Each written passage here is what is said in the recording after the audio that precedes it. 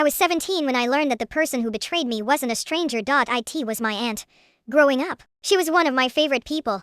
She came to every birthday party, every school event, and every family gathering. If my parents were busy, she was the one who showed up. I trusted her completely. That's why what happened hurt so much. For years, my grandparents had been putting money aside for my college education. It wasn't a fortune, but it was enough to help me avoid student loans. Everyone in the family knew the fund existed.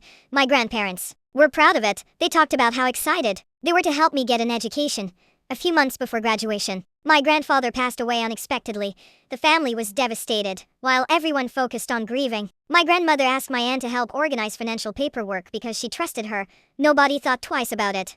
Why would they? She was family. Several months later, I started applying to colleges. That's when my grandmother discovered something was wrong. The account balance was dramatically lower than expected. At first, she assumed there had been a banking mistake. Then, she requested detailed records. There was no mistake.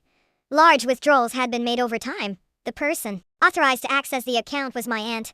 I remember sitting in my grandmother's living room when the truth came out. Nobody spoke for what felt like forever. My aunt eventually admitted she had taken the money. Not all at once.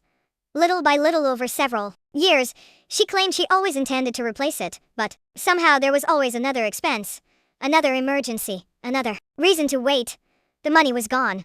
I couldn't believe what I was hearing. This wasn't someone who hated me. This wasn't some criminal targeting strangers. This was a woman who hugged me at family dinners and asked about my grades. A woman who smiled while secretly spending money meant for my future. The fallout was immediate. My grandmother was heartbroken. My parents were furious. Relatives started choosing sides. Some argued that family should forgive mistakes. Others pointed out that this wasn't one mistake. It was years of deliberate decisions. The worst part was that my aunt seemed more upset about being caught than about what she'd done. She kept talking about how embarrassed she felt, very little about how she had hurt everyone else. In the end, legal action was threatened.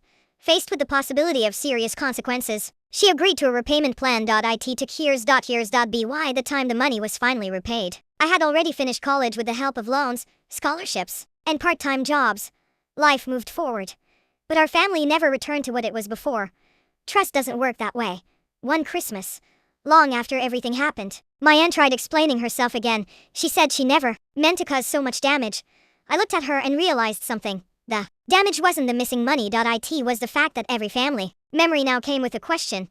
How long had she been lying? How many times had she smiled at us while knowing exactly what she'd done? The money eventually came back. The trust didn't. Because some betrayals aren't measured by what was taken. They're measured by who took it.